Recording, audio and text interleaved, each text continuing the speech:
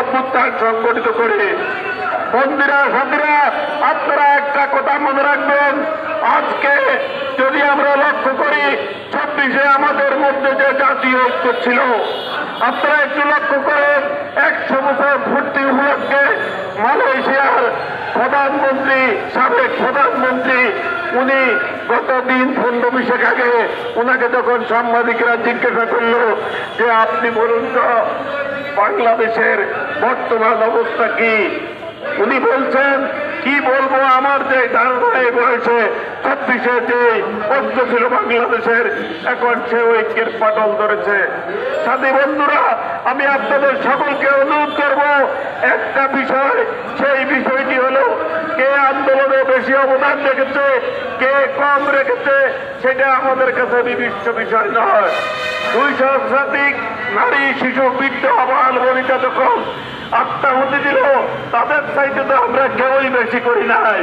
সাথী বন্ধুরা, এবার যে মেট্রিক পরীক্ষা হয়েছে, এবার যে আইএ পরীক্ষা হচ্ছে, সবাই তো পরীক্ষা দিয়েছে, রেজাল্ট হয়েছে, আরেকটা হবে, কিন্তু অনেক মা হাহাকার করছে তার ছেলে তার মেয়ে এই পরীক্ষায় অংশগ্রহণ করতে পারেনি, তারা আত্মাহুতি দিয়েছে জাতির যুদ্ধে। এই জায়গায় দাঁড়িয়ে অনেকগুলা বক্তৃতা করেছে এই দেশে গণ আন্দোলন সর্বস্থায়ী ক্ষণস্থায়ী হয়। যেমন আমরা যদি মনে করি 69-এর গণ আন্দোলন আসাম মৃত্যু গুলি খাওয়ার পরে 60 দিনে গণ অভ্যুত্থান হয়েছে।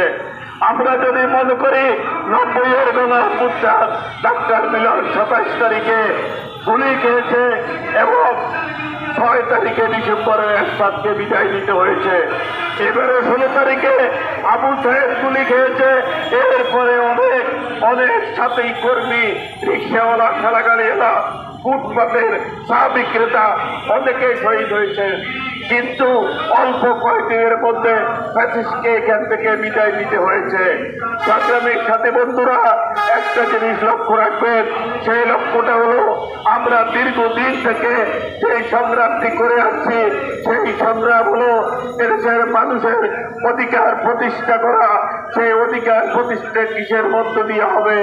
সেটা হবে এদেশের শ্রেণীপেশার মানুষ, বাংলাদেশে আজকে এখানে যে সাংবাদিকেরা আছেন, এখানে বিভিন্ন শ্রেণীপেশার মানুষ আছে, রিক্সাওয়ালা আছে, বিভিন্ন শ্রমজীবী, কর্মজীবী, পেশাজীবী মানুষ আছে।